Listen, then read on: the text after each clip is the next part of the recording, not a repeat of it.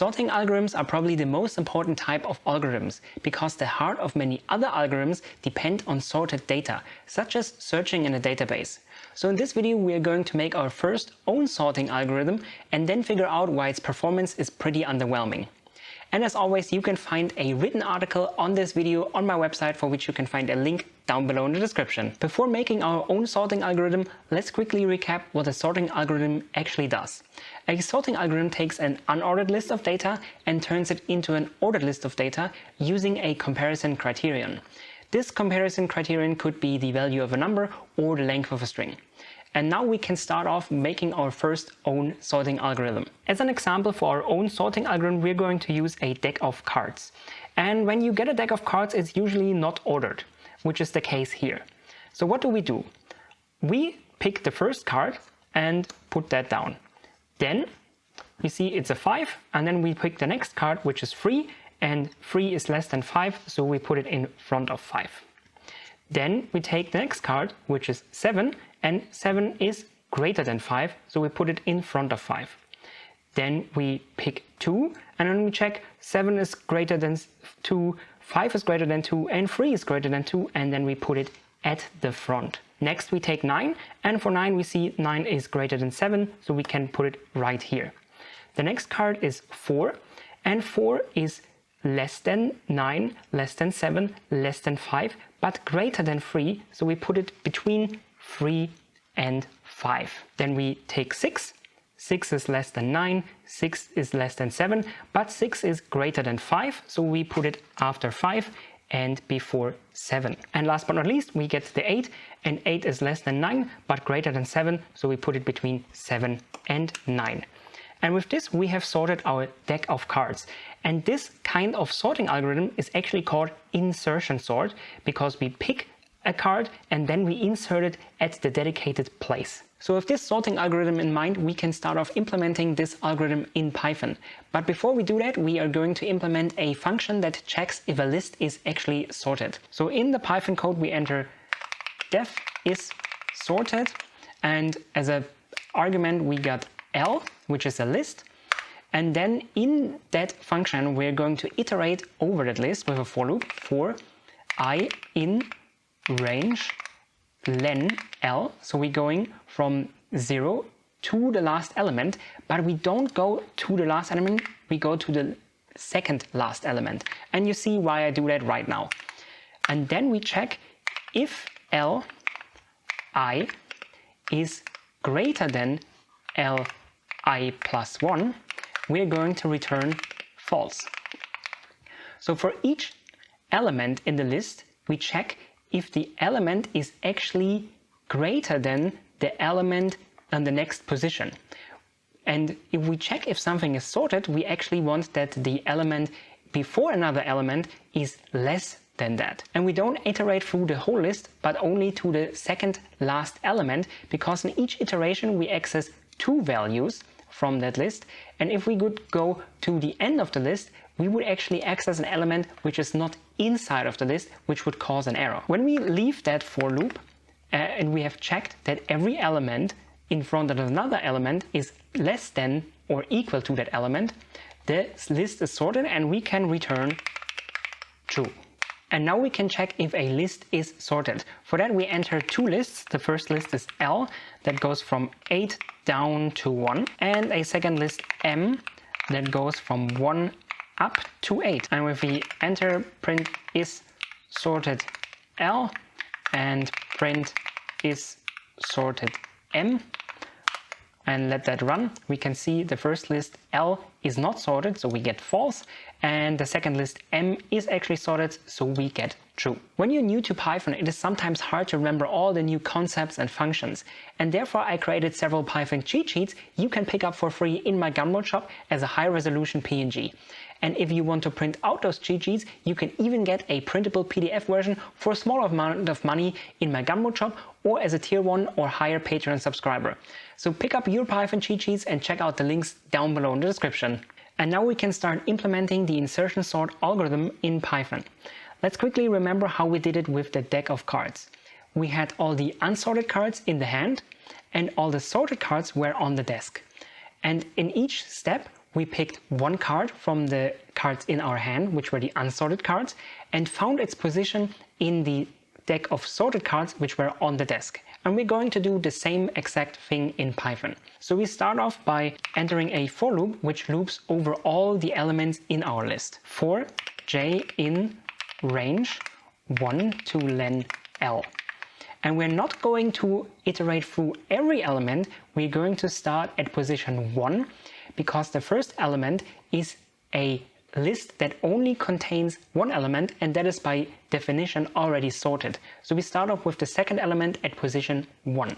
And now we pick the card we would like to insert in our already sorted list. We call that key, and that is at LJ. So in the first iteration, we would pick the second element from our list because the first element in our list is already sorted, as it is a list only containing one number. When we picked our key, we now have to insert it into our already sorted list. For that, we're going to enter a new index, I, j-1, and I represents the last index of the already sorted list. So in the first iteration, this would be 0 because it's a list with only a single element. And then we're going to iterate from the back to the front over that already sorted list with while I greater equal to 0. And in each iteration, we're going to decrease I by 1. Now we iterate through the sorted list from the back to the front. But we have to stop that iteration when we have found the position for our key. And so we have to enter a second break condition for our while loop. And that is end L of I, so the current element we look at in the sorted sublist, if that is greater than key. And key has then to be inserted before that element. While we look through all the elements in our list, we also move all the elements greater than key one position to the front. And we do this with L I plus 1 equals L I. Now we move every element in the sorted sublist that is greater than key one position forward. And with this break condition, we have found the correct position for our key. And the last step that is missing is to insert our key in the sorted sublist. So we enter L I plus 1 equals key. We have to enter plus 1 because in the last iteration I was decreased by 1, and now we have to add that back.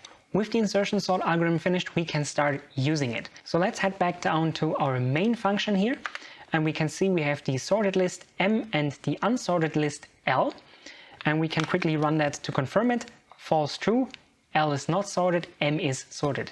And now we're going to enter insertion sort L and check if L is now sorted, and that is actually the case.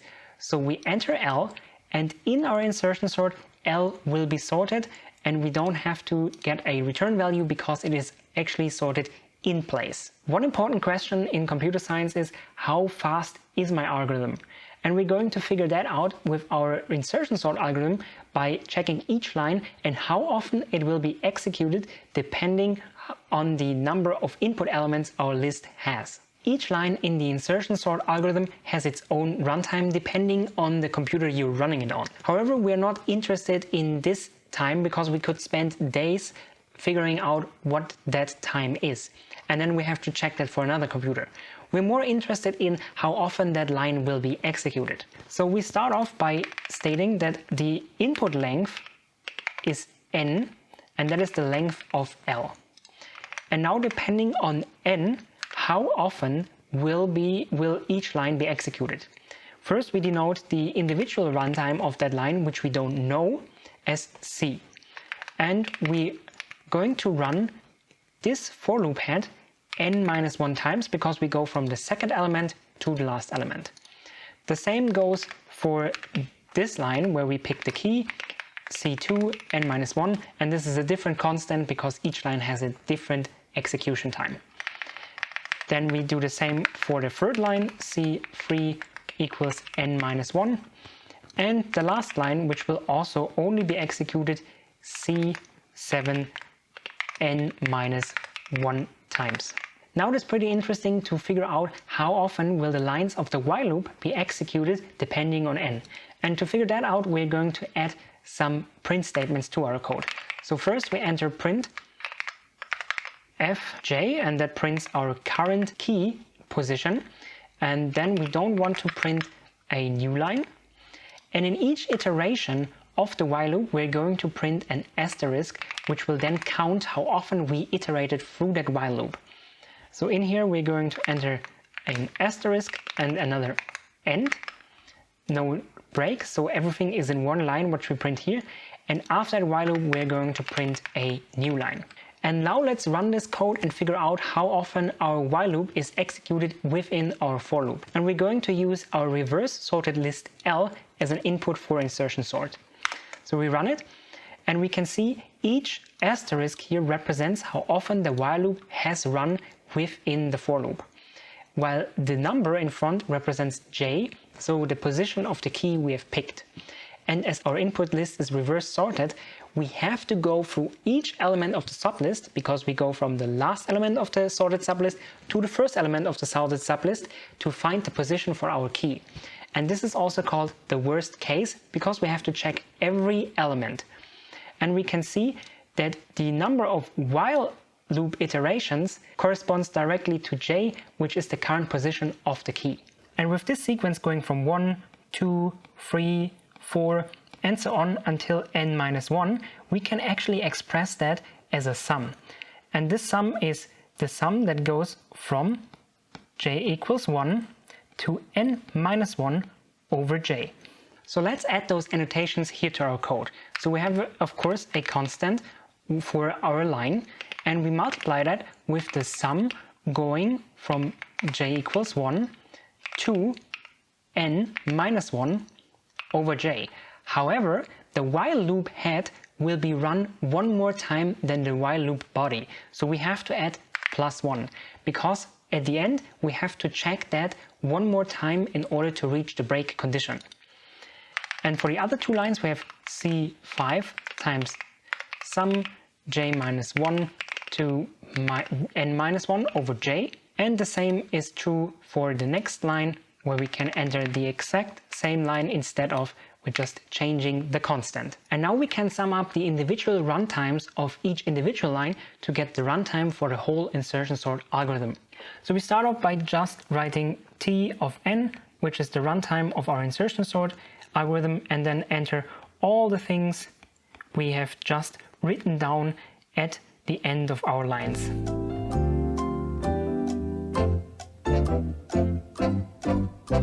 And this function looks very cluttered, so through the magic of editing, we're going to rearrange it a little bit.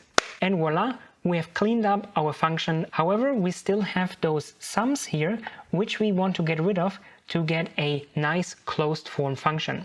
But how do we transfer those sums into a closed form? That is actually pretty easy, because those sums follow a certain rule, which I'm going to show you right now. If we have a sum going from I1 to k over I, that is actually 1/2 k plus 1. And this is also called the small Gauss, because Carl Friedrich Gauss has invented that sum when he was a minor in school. Now let's take our first sum over here that goes from j1 to n-1.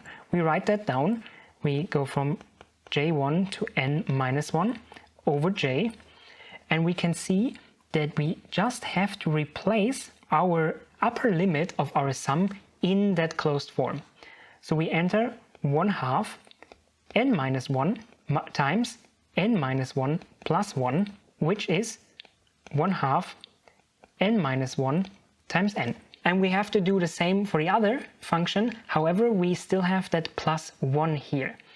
And how do we get that out? We first write our sum that goes from j equals 1 to n-1 and then over j plus 1. And we can split that sum, because in each iteration of that sum we're going to add 1, and we're going to do that n-1 times. So we enter our sum going from j equals 1 to n-1 over j plus n-1, because in each iteration we add only 1, and we can just extract that from our original sum. And now we can see this is the same sum we have up here, and we can just transform it with 1/2 n-1 times n plus n-1, With our sums now transformed into a closed form, we can now replace the sums in our t of n function. So we get rid of those and replace it with the findings from up here. And this one is also going to be replaced with its closed form. And now our function is again very cluttered, and with the magic of editing we're going to unclutter it. Now all these constants in front of the different powers of n are separated, and we have this one over here. We can substitute to a, which is for a times n. We have this one here, which we can substitute with b, which is b times n squared. And we have this constant term down here we can substitute with c, and that gives us a runtime Tn a times n plus b n squared plus c. And that means for the worst case input to our insertion sort algorithm, we need n to the power of 2 steps, which can take very, very long. There's actually a more formal way for comparing the implementation independent runtimes of different algorithms, and that is called the big O notation. And for that you can find a video up here. And now I would like to show you what it means to have an algorithm that has a runtime of n to the power of 2. For that I prepared several different cases, the best case, the average case and the worst case for the insertion sort algorithm. The best case is the list is already sorted. Then I pick a key, but I don't have to move any element because the key is already at the correct position when we extend the sorted sublist. The average case is a randomized list, and the worst case is a list in reverse order, because when we remember that we have to move every element in the sorted sublist every time we get a new key. So for that I prepared those lists here, and I run them with different sizes going from 10 to 1000 elements with a step size of 10. And in the end I'm going to plot that, and you will see the plot right now when I start running that. And it takes a little bit to compute because running an algorithm with a n to the power of 2 runtime actually takes a big toll on your system. We can see the best case is the blue line here, and here the time doesn't really change, but when we have a look at the average case we can already see a n to the power of 2 behavior. And when we look at the green line, which is the worst case, we can definitely see the n to the power of 2 runtime depending on the input size. Those peaks here don't concern us because they are caused by the operating system, which we cannot really control. But we can see that our worst case execution time for this algorithm is actually pretty terrible. And in one of my next videos I'm going to show you a sorting algorithm that doesn't have a worst case execution time of n to the power of 2. So get subscribed so you don't miss it. And if you enjoyed this video and want to keep on watching, check out this video over here.